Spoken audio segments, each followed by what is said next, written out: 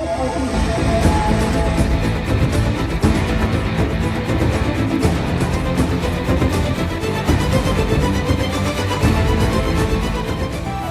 মধ্যেই ভারতের ক্ষমতাসীন দলের রাজনৈতিক নেতারা বাংলাদেশ দখলের হুমকি দিয়ে থাকেন।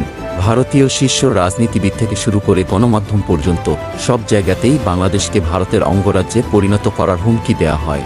কিন্তু আসলেই কি ভারত বাংলাদেশকে দখল করতে পারবে, নাকি ভারতের ফাঁকা হুমকিধামকি পর্যন্তই সীমাবদ্ধ থাকবে? ভারত যদি বাংলাদেশকে দখল করতে আসে, তাহলে বাধা হয়ে দাঁড়াবে বাংলাদেশের দেশপ্রেমী সেনাবাহিনী। বাংলাদেশকে ভারতের অঙ্গরাজ্য বানাতে হলে এই সেনাবাহিনীকে পরাজিত করতে হবে, যেটা ভারতের পক্ষে প্রায় অসম্ভব। কারণ বাংলাদেশ সেনাবাহিনীকে পরাজিত করতে হলে ভারতকে কমপক্ষে 25 থেকে 30 ডিভিশন সৈন্য নিয়ে আসতে হবে। কিন্তু ভারতের কাছে সৈন্য আছে মাত্র 40 ডিভিশন, যাদের মধ্যে আবার 60% সেনা চীন সীমান্তে মোতায়েন করে রেখেছে ভারত। অপরদিকে পাকিস্তান সীমান্তে 30% এবং 10% সেভেন সিস্টার্স রাজ্যে। এমন অবস্থায় বাংলাদেশ দখল করতে যাবার মানে ভারতের নিজের পায়ে নিজে কুড়াল মারা। ভারত বাংলাদেশ সংঘাত শুরু হলে বাংলাদেশ সেনাবাহিনী তাদের ক্ষমতার পুরোটা ব্যবহারের সুযোগ পাবে। কারণ ভারত ব্যতীত বর্তমানে বাংলাদেশের অন্য কোনো প্রতিপক্ষ রাষ্ট্র নেই। বাংলাদেশের সীমান্তের কাছে শুধুমাত্র ভারত এবং মিয়ানমার রয়েছে। মিয়ানমার গৃহযুদ্ধে লিপ্ত থাকার কারণে দেশটি ভুলেও বাংলাদেশের সাথে বিতর্কে যেতে চাইবে না। এছাড়া বাংলাদেশের আপৎকালীন নিরাপত্তা সংস্থা প্যারামিলিটারি বাহিনী রয়েছে। এছাড়া বর্তমানে বাংলাদেশের আনসার বাহিনী পৃথিবীর অন্যতম বৃহত্তম প্যারামিলিটারি ফোর্স।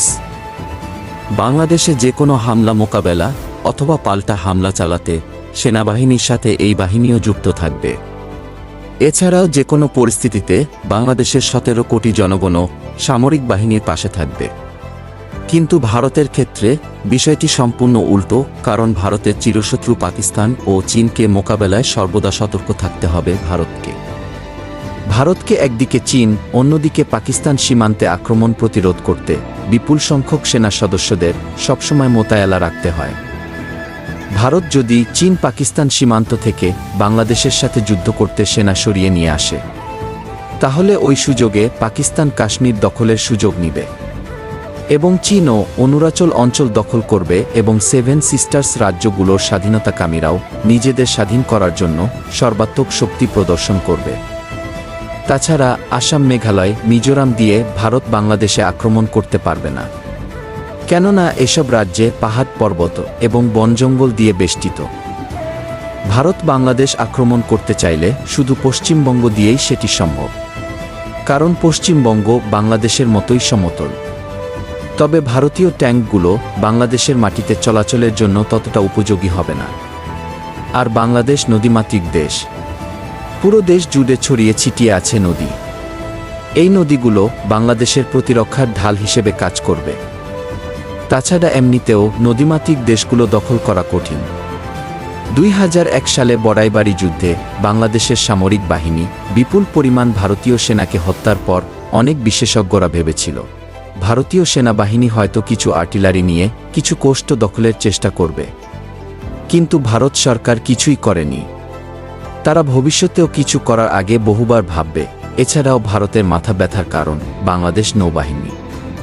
কারণ বাংলাদেশ নৌবাহিনী এশিয়ার মধ্যে অন্যতম শক্তিশালী বাহিনী। 2024 সালে যুক্তরাষ্ট্রের সামরিক র্যাঙ্কিং সংস্থার তথ্য অনুযায়ী বাংলাদেশ নৌবাহিনী দক্ষিণ এশিয়ার অন্যতম শক্তিশালী বাহিনী। সামরিক র্যাঙ্কিংয়ে বাংলাদেশ নৌবাহিনী এশিয়া এবং ইউরোপের বেশ কিছু দেশের থেকেও বেশি শক্তিশালী। তবে ভারতের নৌশক্তির অবস্থান বিশ্বের 7ম। সামরিক র্যাঙ্কিংয়ে ভারত নৌশক্তিতে বাংলাদেশের চেয়ে কয়েক ধাপ এগিয়ে থাকলেও সেটি বাংলাদেশের সাথে যুদ্ধ পরিচালনা করার মতো যথেষ্ট নয়। কারণ ভারতের সমুদ্র সীমার আয়তন বিশাল। দেশটির সাথে পাকিস্তান, শ্রীলঙ্কা, মালদ্বীপ, মিয়ানমার এবং ইন্দোনেশিয়া সহ একাধিক দেশের সমুদ্র সীমা রয়েছে। ভারত বাংলাদেশের সাথে যুদ্ধ করতে আসলে দেশটির পুরো সমুদ্র সীমা অরক্ষিত হয়ে পড়বে। কারণ ভারতের প্রধান দুই চিরশত্রু চীন এবং পাকিস্তান অরক্ষিত সমুদ্র সীমায় সুযোগ নিতে চাইবে। ভারতের পশ্চিম দিকে আরব সাগরে পাকিস্তানের সমুদ্রসীমা থাকায় সেখানে পাকিস্তানের শক্তিশালী উপস্থিতি রয়েছে।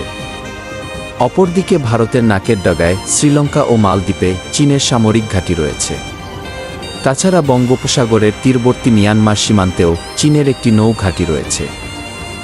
বঙ্গোপসাগর ভারতের কৌশলগত আন্দামান ও নিকোবর দ্বীপপুঞ্জুর মাত্র 55 কিলোমিটার উত্তরে মিয়ানমার দ্বীপপুঞ্জি অবস্থিত। এই দ্বীপপুঞ্জু মিয়ানমারের কাছ থেকে 99 বছরের জন্য লিজ নিয়েছে। মিয়ানমারের এই দ্বীপ থেকে চীন ভারতের উপর কৌশলগত নজরদারি চালায়। ভারতের নিকটে অবস্থিত এই দ্বীপে চীন প্রায় 7টি সাবমেরিন মোতায়েন করেছে। এমনকি এই দ্বীপ থেকে যুদ্ধবিমান উড্ডয়নের জন্য রানওয়ে নির্মাণ করেছে চীন, যার কারণে ভারত বিভিন্ন দেশের নৌঘাঁটি দ্বারা ঘেরা।